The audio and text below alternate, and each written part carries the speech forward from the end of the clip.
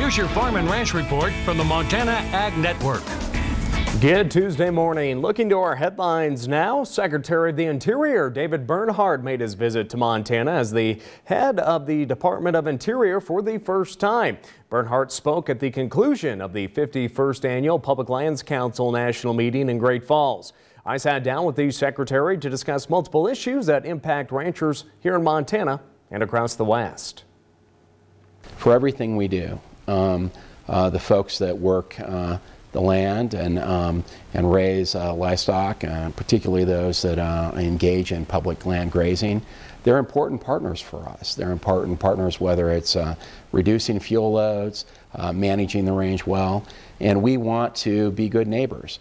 The reality is when we look at conserving species, that requires the support of private property owners as well as the federal government. And so we you know, that at the end of the day is the fundamental question. We want to be a good neighbor with you, and we want to manage our lands appropriately. In 2018, grazing on Department of Interior lands produced an estimated $2.6 billion in economic output and 42,000 jobs. With that, the Secretary said the department will protect ranchers' historic grazing rights. My bottom line is this, that no one should lose any sleep at night thinking that we want to take away a community's opportunity or a rancher's opportunity. We realize fully how important it is economically for communities to have strong economies, and those economies are based on a diversity of economic activity, and we want there to be ranchers thriving throughout this country.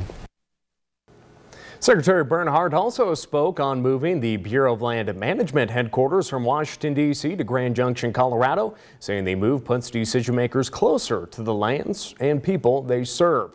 For more on our interview with Secretary Bernhardt, visit our Montana Ag Network Facebook page. Don't go too far, we'll have more after this. Roots, they anchor CHS to Montana. CHS is your partner for feed, for fuel, for agronomy, for grain. CHS is the largest agricultural cooperative in the world. CHS leads because our owners know this land and know how to make the most of this modern farming world. CHS is your cooperative. CHS, creating connections to empower agriculture. Get ready for fall with this exclusive Cooper Tire offer only from Tire-Rama. Buy a set of qualifying Cooper tires between September 9th and October 19th and receive up to a $100 rebate instantly. Choose from a wide selection of Cooper tires, including the Discoverer SRX, ST Max, STT Pro, and AT3 line, as well as a highly rated CS5. Roll into fall with a new set of Coopers and an extra $100 in your pocket. Visit your neighborhood Tire-Rama or TireRama.com today for more details. Late last week, China said it has already purchased a considerable number of U.S. soybeans and pork as it prepares for the next round of trade talks with Washington, D.C.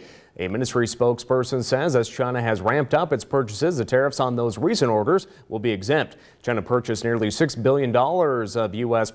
farm products in 2018, and tensions between the two largest economies in the world seem to have eased ahead of trade talks next month. President Trump granted tariff exemptions to many Chinese products, while China says it will exempt U.S. ag products and other goods from those additional tariffs. President Trump said last week that a U.S. and China trade deal could possibly arrive sooner than expected. Well, looking to other trade news, agriculture groups and lawmakers are still pushing for the U.S.-Mexico-Canada agreement to be passed this year. Texas Democrat Henry Cuellar says he expects Congress to vote on the USMCA in either November or December. The Hagstrom report says that the House Democrats consider that vote to be contingent on Mexico agreeing to spend more money on enforcing labor provisions in the agreement. Cuellar expects both the impeachment process and USMCA approval will be kept on separate tracks. Cuellar says U.S. Trade Representative Lighthizer is doing a good job on labor issues. However, the Mexican enforcement budget is still the key to getting the House support behind USMCA. Well, that's all the time we have for today. Have a great day, friends.